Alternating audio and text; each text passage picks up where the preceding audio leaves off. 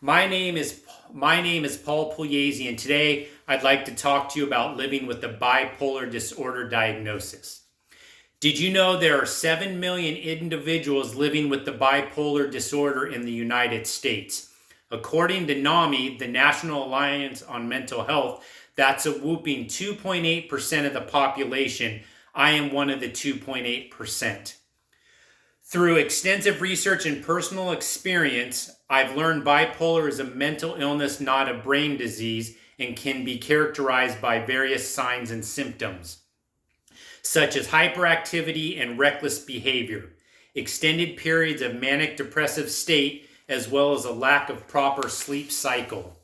The famous artist, yes, someone who lived his entire life being manic depressive, Vincent van Gogh once penned, "Though I am often in the depths of misery, there is still a calmness, pure harmony, and music inside me."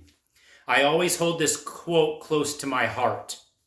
As I look back on my teenage years, there are many red flags and indicators that I might be manic depressive, which is known as bipolar. During my hyperactive phases, my highs were often over the top. I felt invincible when these episodes would take place.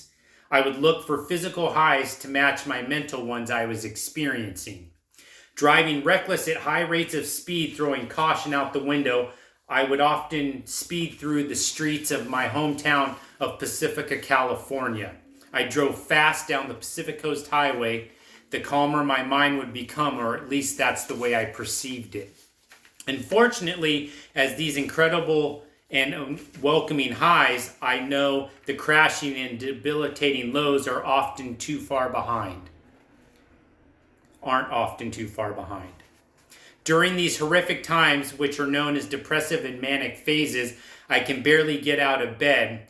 For hours, I will lie in the dark of my bedroom, constantly cycling or wanting to end what I considered my miserable life.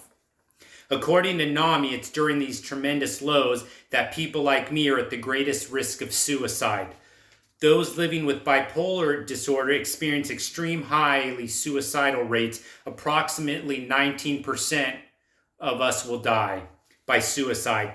The suicide risk is strongly associated with the depressive phases of bipolar, and another 50% of us will have a non-fatal suicide attempt and in our minds fail yet again. And yes, you can count me in on this startling statistic as well. Testing for the bipolar disorder isn't easy as taking a multiple choice test or sending blood to the lab. While bipolar disorder shows distinct symptoms, there is no one single test to confirm the condition. While researching this topic for today's talk, I found that mental illness affects many areas of the brain. I found that mental illness, bipolar disorder, involves the gray matter found in the frontal, temporal, and perineal region of both brain hemispheres. It also affects the hippocampus and pineal gland. The pineal gland is a small pea-shaped gland found in the brain, and a lot is known about this function. Not a lot at all.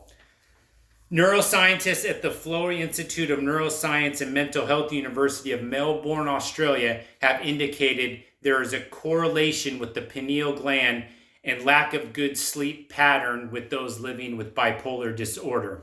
This tiny gland is responsible for the release of melatonin, which is often referred to as the sleep hormone and is a central part of the body's sleep-wake cycle.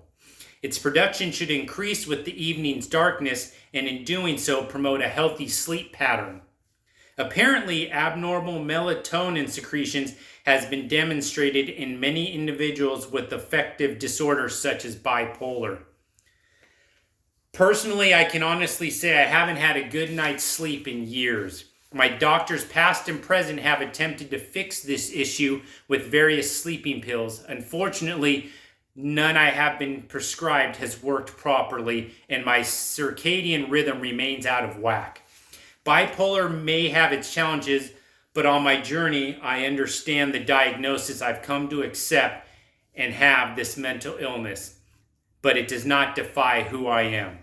As you can now understand, living with bipolar and being part of the 2.8% of the US population isn't an easy one. I want you to know my speaking on this topic wasn't given to make you feel sorry for me in any way, shape, or form.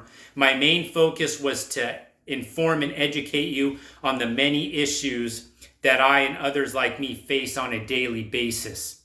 Just to recap on the 3 signs and symptoms of living with bipolar disorder are those of hyperactivity and recklessness, extended periods of a manic and depressive state, as well as lack of proper sleep pattern. I would be remiss in ending my speech without leaving you the following information.